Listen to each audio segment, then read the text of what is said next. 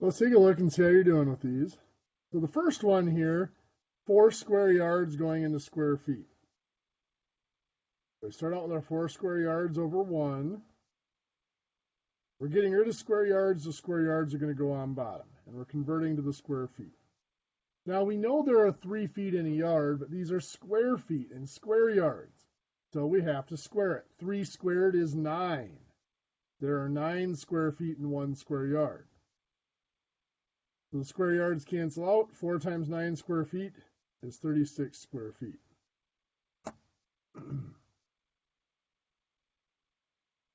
Number 2 here, metric. If we look at our chart, we got meters, decimeters, centimeters, and millimeters. We are going from centimeters to meters. So that's 2 spots to the left on our chart. But these are cubed, which means every spot on the chart is 3 decimal places. So 2 spots on the chart is 6 decimal places. 2 times 3 makes 6. So we go 1, 2, 3, 4, 5. We have to add a 0 to make it 6. So it's 0.047 cubic meters. 243 cubic feet going into cubic yards. We take our cubic feet over 1. We're getting rid of cubic feet, so they're going to go on bottom. So we're changing it to cubic yards. Now again, we know there's 3 feet in a yard, but this is cubed. So 3 cubed, or 3 times 3 times 3 is 27 cubic feet in 1 cubic yard. Cubic feet cancel out. We have 243 times 1 cubic yard is 243 cubic yards. On bottom, we have 1 times 27 is 27. 243 cubic yards divided by 27 is 9 cubic yards. So even though these two problems looked very similar, yards and feet, one was cubic yards and cubic feet, the other was square yards and square feet. So you can see we get a slightly different conversion factor. It's 3 squared, or 9 square feet in a square yard. It's 3 cubed, or 27 cubic feet in a cubic yard. Number 4. Well, we're going from centimeters to meters again, just like we did up here. Only now it's squared instead of cubed. So when it's squared, every spot on the chart is 2 decimal places. So it's 2 spots on the chart. 2 times 2 is 4 decimal places. We're 1, 2, 3, 4. That's 4.7 meters squared. Again, I should point out, there's the same numbers. It's just here the difference was it was square centimeters to square meters. Here it was cubic centimeters to cubic meters.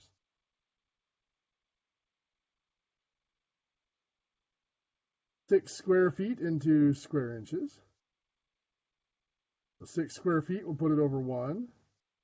We're getting rid of square feet, so put square feet on the bottom, going to square inches. 1 foot is 12 inches. So when it's squared, it's 1 foot is 12 squared, or 144 square inches. The square feet cancel out. Multiply here, 6 times 144, about 864 square inches.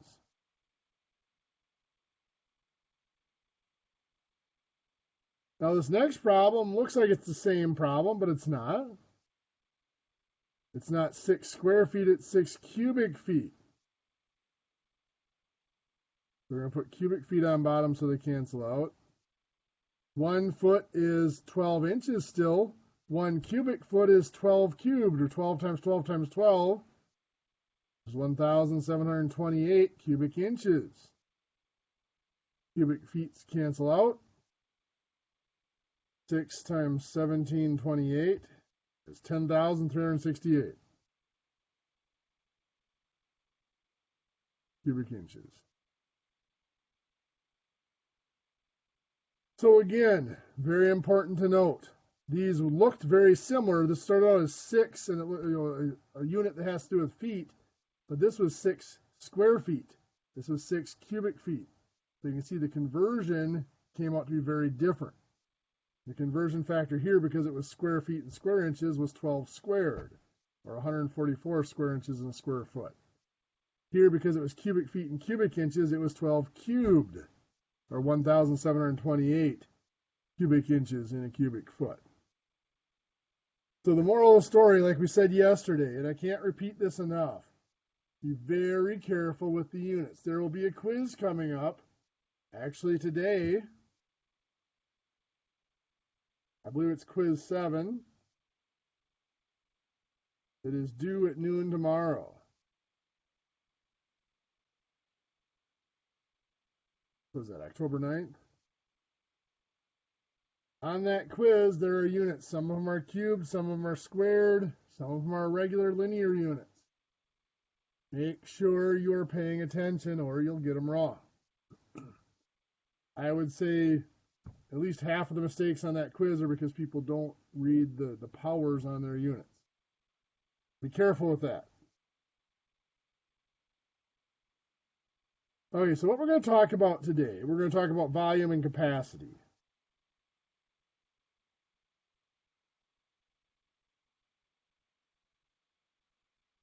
So the first thing we want to do is define what's the difference between volume and capacity.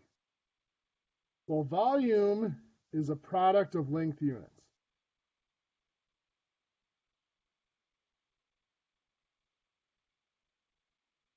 We did examples of this.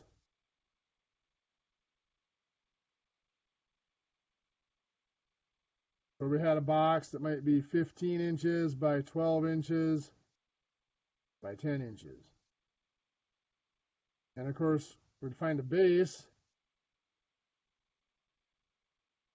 The area of the base would be 15 by 12 here,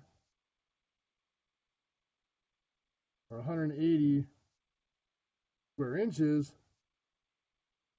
Volume is the area of that base times that height, or 1,800 cubic inches. But you can see the unit is a length unit, an inch, a foot, whatever, cubed. So the units for volume are cubic inches, or cubic feet, cubic yards, cubic millimeters, cubic meters.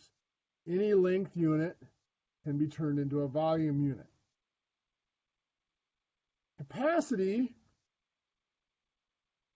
is standard size containers.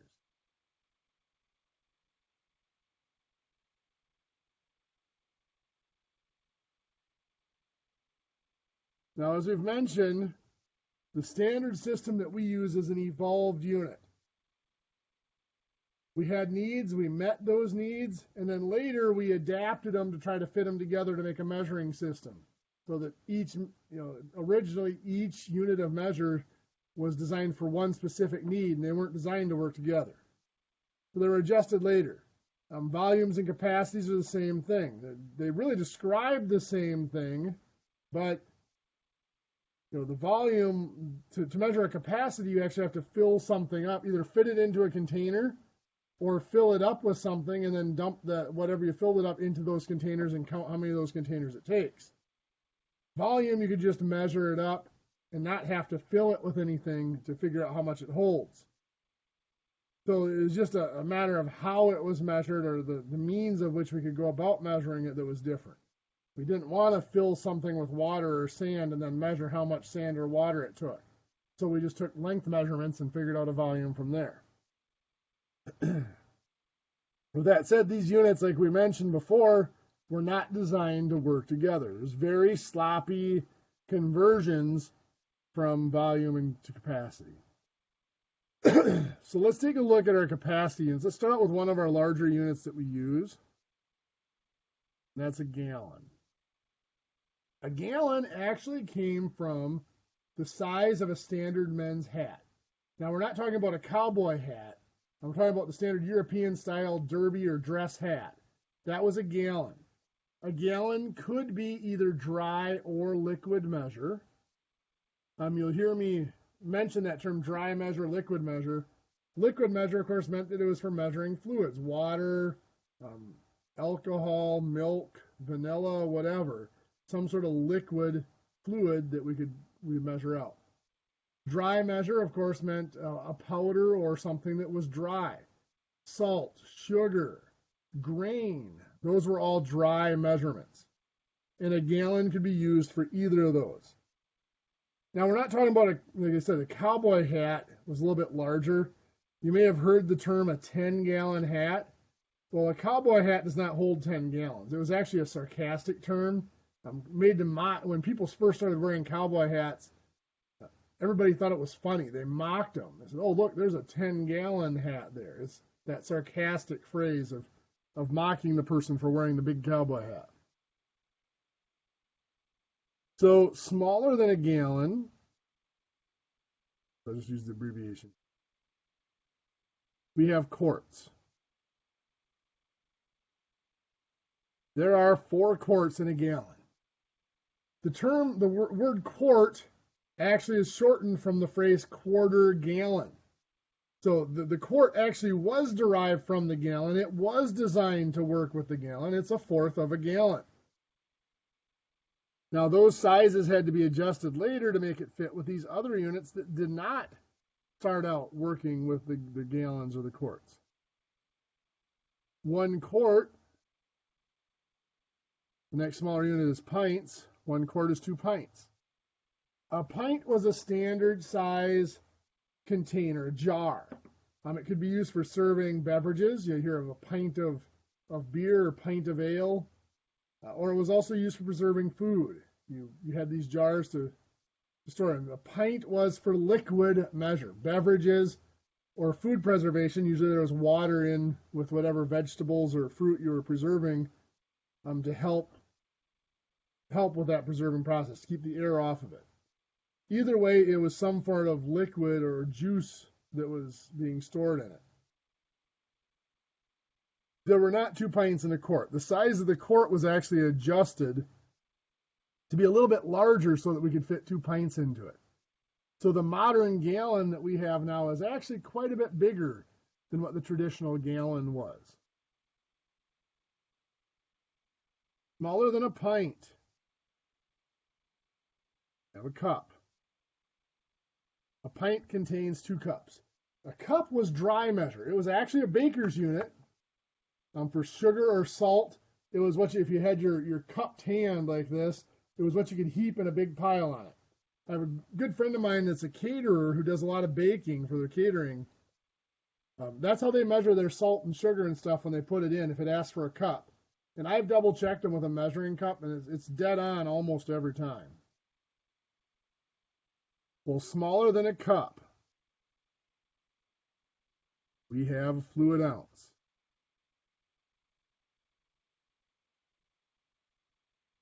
There are 8 fluid ounces in a cup.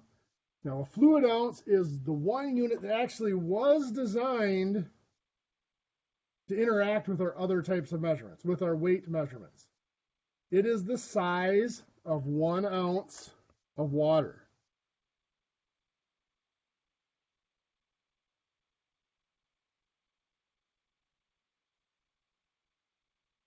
So the fluid ounce actually is 1 ounce if what we're measuring is water. Like I said, that's the one unit that actually was a crossover that linked the 2 different types of measurement together. Smaller than a fluid ounce. You have a tablespoon. There were 2 tablespoons in a fluid ounce. Now you will note I spelt tablespoon with a capital T. I was careful to do that. The accepted abbreviations for tablespoon, and there are a lot of them. There's TBSP with a small t. Well, there's TBSP with a capital T. There's capital TSP and just capital T. All of those have been used throughout history. The most common one used currently is just the capital T. That's the modern abbreviation. I point that out and I stress it because when we move to the next one, and I use TBSP just to be very clear on what I'm abbreviating.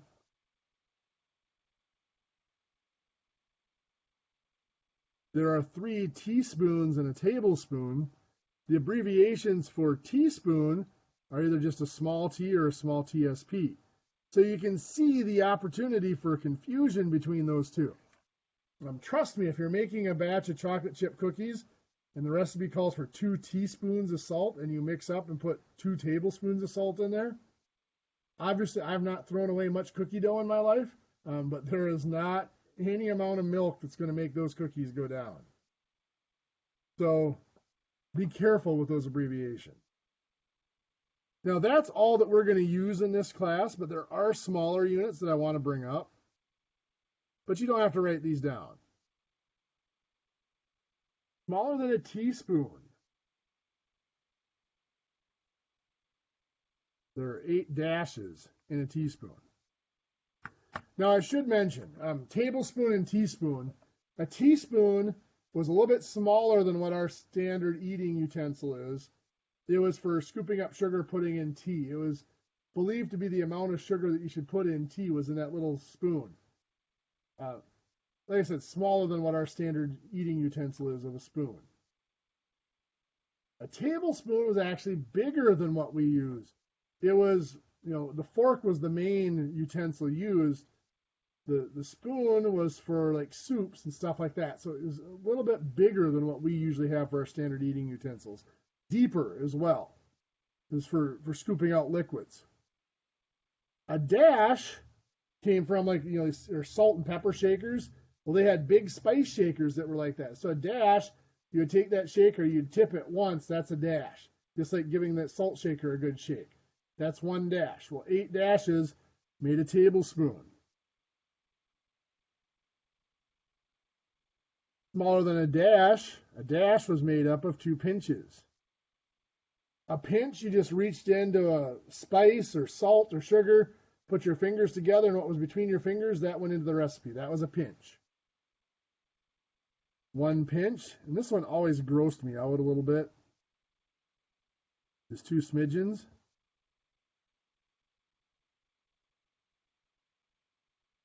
A smidgen, you just stick your finger into the spice, and whatever sticks to your finger goes in the recipe. Like I said, this one always grossed me out a little bit because I'm picturing the cook going just to get their stuff to stick to their finger. Or the cook with sweaty fingers has bigger smidgens. Yeah, I shouldn't be allowed to play in my own imagination some days, I guess. But anyway, those units are all there. You can actually buy measuring spoons for dashes, pinches, and smidgens. Those are actual units of measurement. Now, as we mentioned, the conversion between our capacities and volumes is very sloppy. 1 gallon, and we're not even going to put equals. It's a squiggly line means it's approximately equal to 231 cubic inches. Not quite exactly equal. They were not designed to work together. It was like I said, it was hundreds of years later, we decided we want a conversion, so we measured how many cubic inches fit into the gallon, and we went from there. It's approximately 231. A cubic foot, 1 foot by 1 foot by 1 foot. People misjudge how big this is all the time. And the comparison I always use is a 5-gallon bucket. If I asked you if you thought a 5-gallon bucket was bigger or smaller than a cubic foot, or approximately equal, most people would say it's pretty close to equal or maybe slightly larger. It's actually considerably smaller than a cubic foot. The bottom of a 5-gallon bucket's only about 9 inches across, 9 or 10 inches across. And it's circular, so the corners are cut off. That makes it quite a bit smaller. 1 cubic foot is actually, depending on what textbook you're looking at, approximately 7.48 or 7.5 gallons. I usually just use 7.5 gallons. That's close enough. So if we have a tank, let's say we have a cylindrical tank here.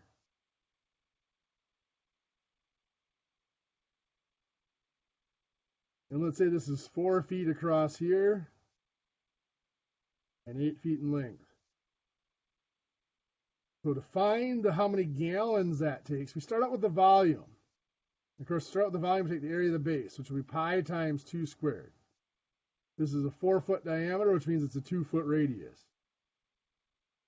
That's 12.56 square feet for the area of that base.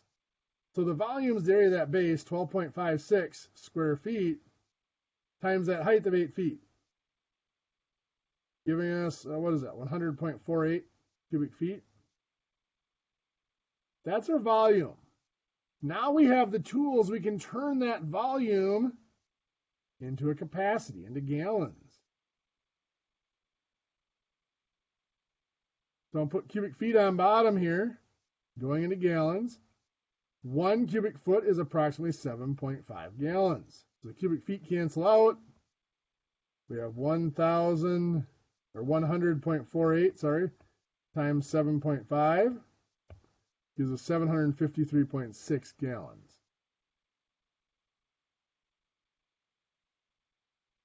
So that's about a 750 gallon tank. Now we've mentioned that the metric system was a planned system. We had used the standard system for thousands of years. They knew its weaknesses. One of those weaknesses is what we just talked about right here, the awkward conversion between capacity and volume. So one of the things they wanted to do was to eliminate that. So when they made their units of capacity, they had their units of volume and length in mind. So let's go over the units first.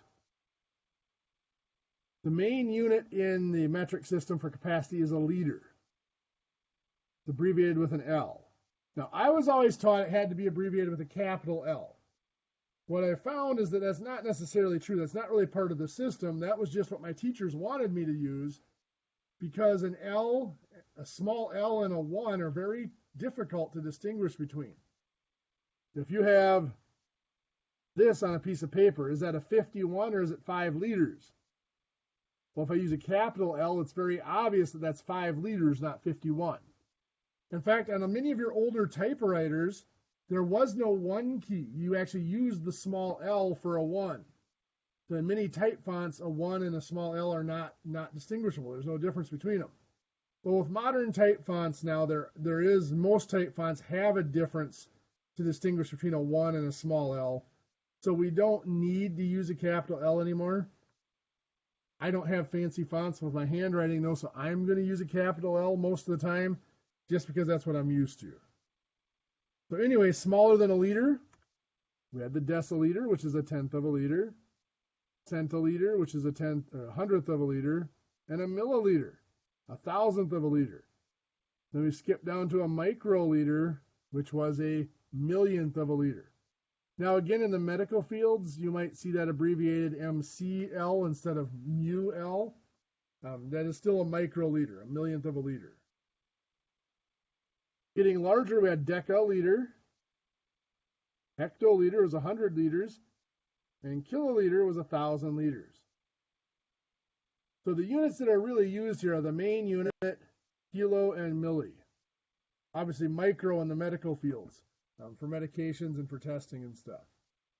The other units didn't really catch on, and they kind of have faded. They're still there, we just don't really use them for anything.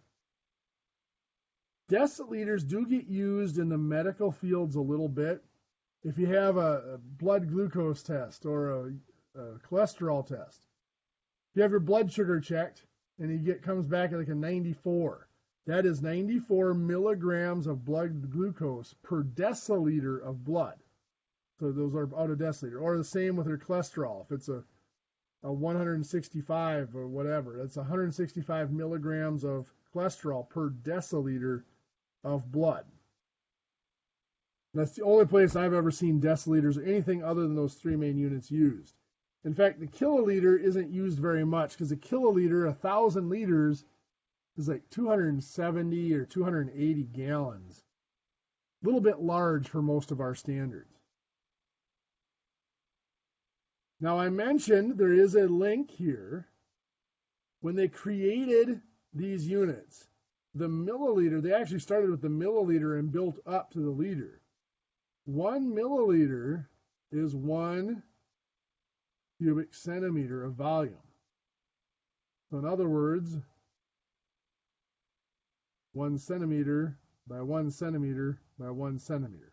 They're about the size of a sugar cube, maybe slightly larger than a sugar cube. They planned it out so that there was this perfect conversion from volume, from our units of length, to a capacity. So if I have a tank here,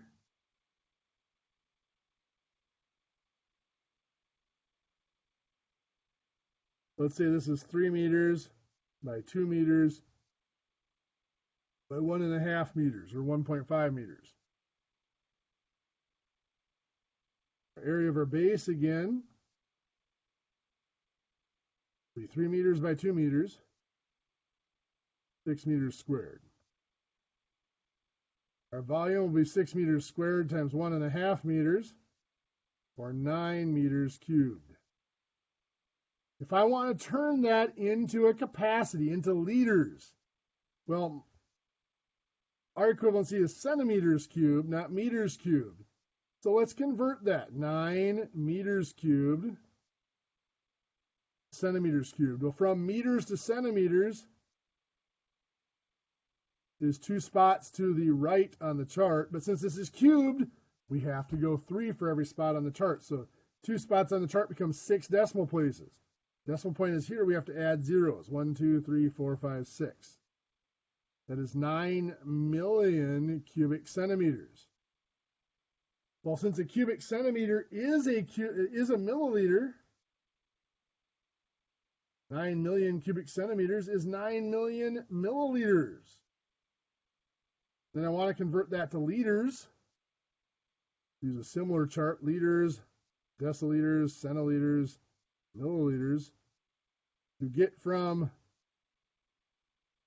milliliters to liters is 3 spots to the left. Our decimal point moves 3 spots to the left. So that tank is 9,000 liters.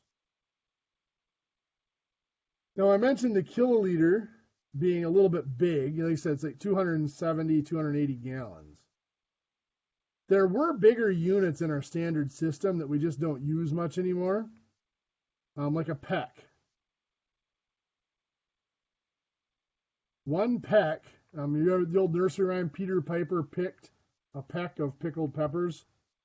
A peck is actually a measuring unit, is 2 gallons. If you've ever gone to buy fresh strawberries at the strawberry patch, they have either those wooden trays or cardboard trays. Those are either 1 peck or 2 peck trays. They're either 2 gallons or 4 gallons of berries. Now, if you go to an orchard, you have bags of apples you get. Those are usually half a peck or 1 peck bags. A half a peck is a gallon, and 1 peck is the 2-gallon bag. A bushel.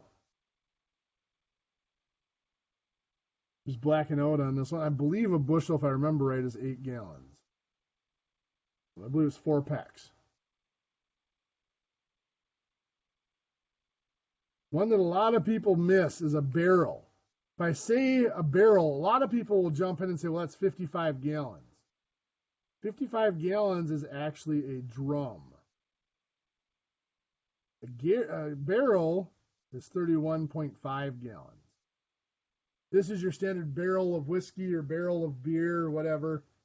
A half barrel is 15 3/4 gallons. A quarter barrel is 7 7/8 gallons. There's also a hogshead. I believe a hogshead is, I don't remember if it's 100 or 200 gallons now, but there are a lot of units out there that we just don't use anymore.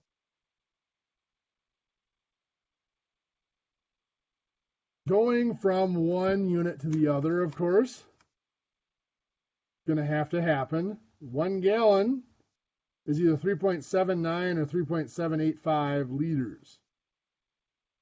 So let's say your car is an 18-gallon tank. If I want to convert that to liters, I'll put gallons on bottom here, liters on top. 1 gallon is 3.785 liters. So the gallons will cancel out. That's going to be 18 times 3.785. Get 68.13 liters. So your 18-gallon tank is going to become a 68-liter tank.